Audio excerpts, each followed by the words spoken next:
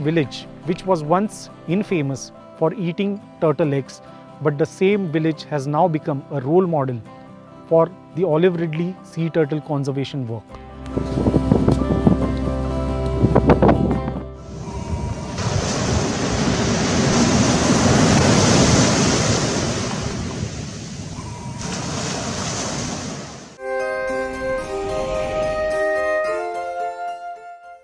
Nestled between a secluded beach on one side and the picturesque mountains on the other, Velas is a tiny coastal village in Bandhangad Taluka of Ratnagiri district. In 2002, members of Chiplun-based NGO Sahyadri Nisarga Mitra visited Velas to do a survey of the white-bellied sea eagle nest. While conducting the survey, the team members noticed some empty eggshells on the Velas beach. The team was shocked to learn that the empty eggshells belong to Olive Ridley turtles, a marine species protected under the Wildlife Protection Act. What was more shocking was the fact that these eggs were a mealtime delicacy for some villagers. At the start of the Olive Ridley turtle nesting season in 2003, Bhau Kadare, the head of the NGO Sahyadri Nisarga Mitra, asked Mohan Upadhyay, an educated youngster who had left the hectic Mumbai life and returned back to his native ancestral home at Velas, if he could assist Kadare in the turtle conservation work. That was the first time when Upadhyay realized that there were turtles in the sea close to his village. मेरा नाम मोहन दत्तात्रेय उपाध्याय है। मैं सह्याद्री निसर्ग मित्र चिपळूण इस संस्था का एक सदस्य हूँ और मैं पिछले 6.5 साल से mangrove foundation mangrove cell forest department में एज ए रिसर्च असिस्टेंट काम कर रहा हूँ और पिछले 19 साल से मैं इस सी टर्टल कंजर्वेशन में काम कर रहा हूँ। सन 2002 में सह्याद्री निसर्ग मित्र संस्था ने वेलास में इस कंजर्वेशन एक्टिविटी की शुरुआत की। उन्हें कोई तो एक ऐसा लड़का चाहिए था जो थोड़ा पढ़ा लिखा हो, जो ये डेटा मेंटेन करे कि कितनी मादाएं आती हैं, कितने अंडे मिलते हैं, कितने बच्चे छोड़े जाते हैं। वो जब भी चिपळूण से यहाँ पर आते हैं, चिपळूण वेलास से करीब 110 किलोमीटर दूरी पर है। यहाँ पर वो जिसके घर पे रुकते थे, वहाँ पर उन्होंने इंक्वायरी की कि कोई ऐसा लड़का गांव में मिलेगा क्या। काफ़ी सारे घरों में मेरा ही नाम बताया गया कि एक लड़का मुंबई से यहाँ पर मुंबई छोड़ कर आया, आप चाहिए तो उससे बात कर सकते हो। और वो मेरा पहला दिन था जब मुझे समुंदर में कछुए होते हैं ये बात पता चली। मुझे तब पता चला कि मुझे एक ऐसे जानवर के बारे में काम करना है या मुझे एक काम करने का मौका मिल रहा है जिसे मैंने आज तक ज़िंदगी में कभी देखा नहीं था। और जानवरों से लगाव होने की वजह से मैंने इस काम में बिना कुछ सोचे समझे भाऊ को हाँ कह दी और तब से मैं भाऊ के साथ इस प्रोजेक्ट में काम कर रहा था।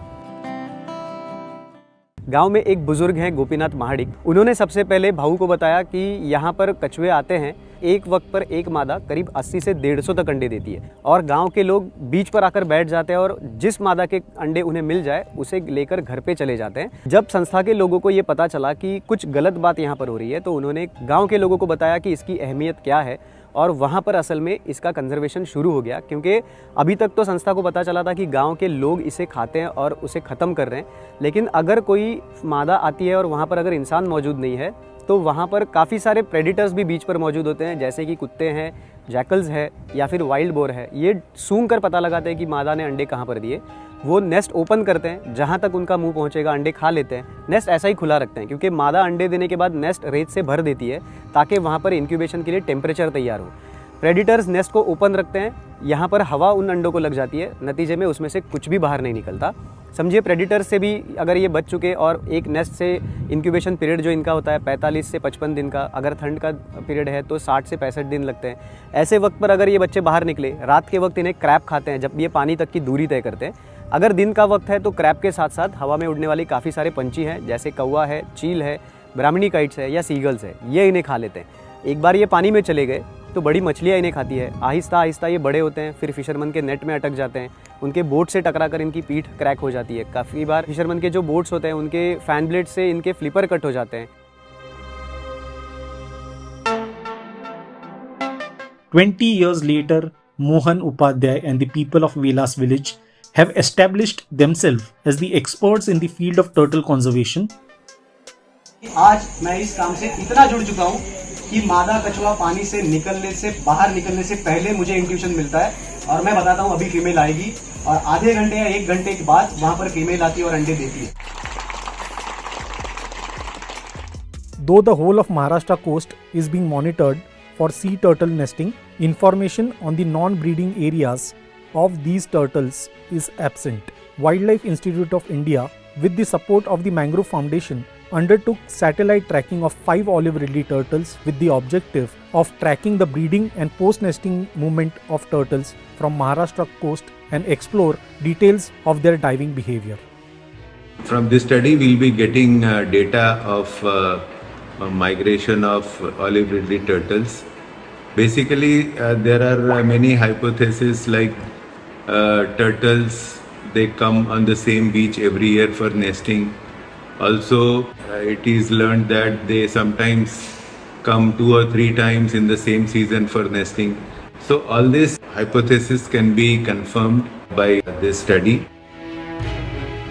Even though the turtles have been coming to our coasts for many years, we do not know where they go after they lay the eggs. So we do not know anything about their movements or their migration in the sea. As opposed to the western coast, such studies have already happened on the eastern coast of India, in the state of Odisha. So Wildlife Institute of India has undertaken satellite tagging of many olive ridley turtles on the Odisha coast, and now we have a fairly good idea where these turtles move, where do they migrate in the Bay of Bengal and the Indian Ocean.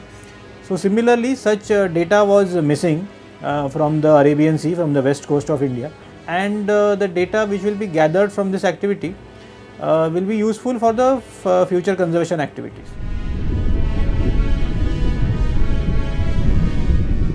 PTT device which are fit on the carapace of the turtles, so they have a salt water on off switch, so that when the turtles dive, these tags are automatically switched off, and when these turtles surface again for breathing, the transmitter is switched on and the transmitter communicates with the Argos satellite. This Argos satellite then relays the data to the ground station, from where the data is sent to the servers, where the scientists from Wildlife Institute of India access this data, and then the data is converted with the help of some software, and it is plotted on the map, and that gives us a migratory pattern, or the movement pattern rather, of these turtles.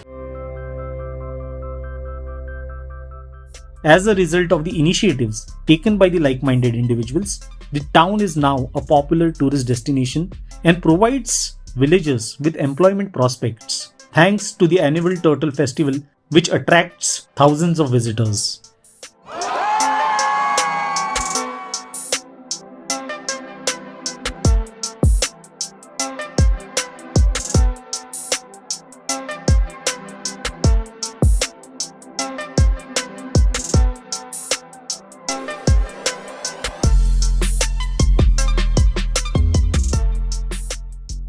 Thank you for watching our episode on olive ridley sea turtles. Stay tuned for our next episode.